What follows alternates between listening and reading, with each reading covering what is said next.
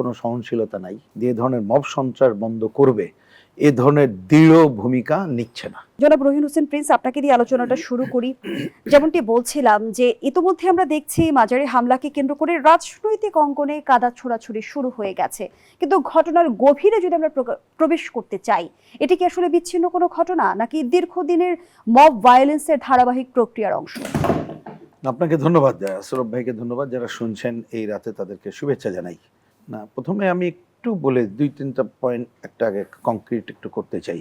একটা হচ্ছে আপনি সূচনা করেছেন মব ভায়োলেন্স, পরে আবার মব সংস্কৃতি, সেটা বলতে পারেন, কিন্তু আমার বিবেচনায় শব্দটাকে এইভাবে আনা দরকার। একটা মব সন্ত্রাস, মব ভায়োলেন্স মানে একটা শব্দ বাক্য, তার তো একটা অভিঘাত আছে, সেটাই ভালো হয় বলে মনে হয়, না এলে এটা একটু ভিন্ন জায়গায় যায়। এটা আমার প্রথম পয়েন্ট।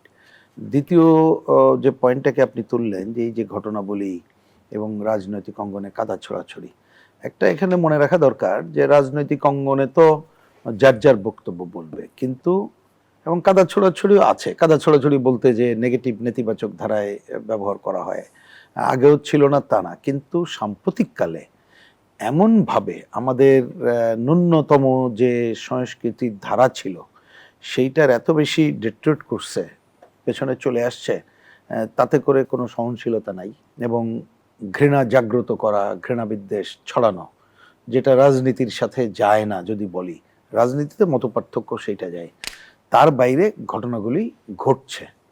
এবং এই যে মব সন্ত্রাস যেটা, সেটাকে আমরা বলবো যে বিশেষ করে 24-এর 5ই অগাস্টের পর এটা তো আমরা ভয়াবহ রূপ দেখতে পেলাম। এবং এইটা সবাই জানি আমরা যে এটা তখন যারা সরকারে ছিল বা সরকারে না থাকলেও যারা সরকারের সমর্থক এবং ইউনূস সাহেবের ভাষায় তার নিয়োগকর্তারাই এই কাজগুলো করেছে, এবং তখনকার হয়তো পরিস্থিতি অনুযায়ী অনেক কিছু করা যায়নি।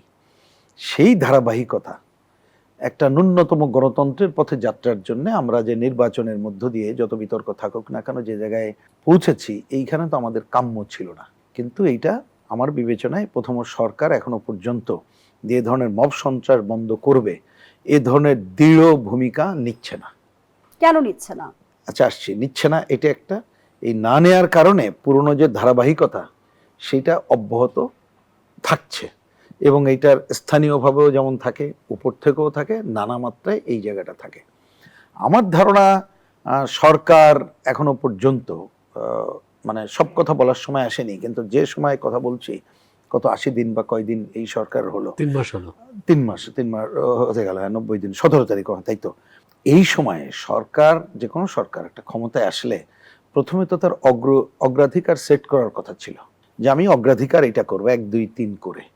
এখন ধরুন আমরা যেটা মনে করি যে মানুষ কি চেয়েছিল, আমি একটা খুব পপুলার কথা আপনার এখানে বলেছি কিনা জানি না, আমি পাবলিকের উদাহরণ দিয়ে বলি,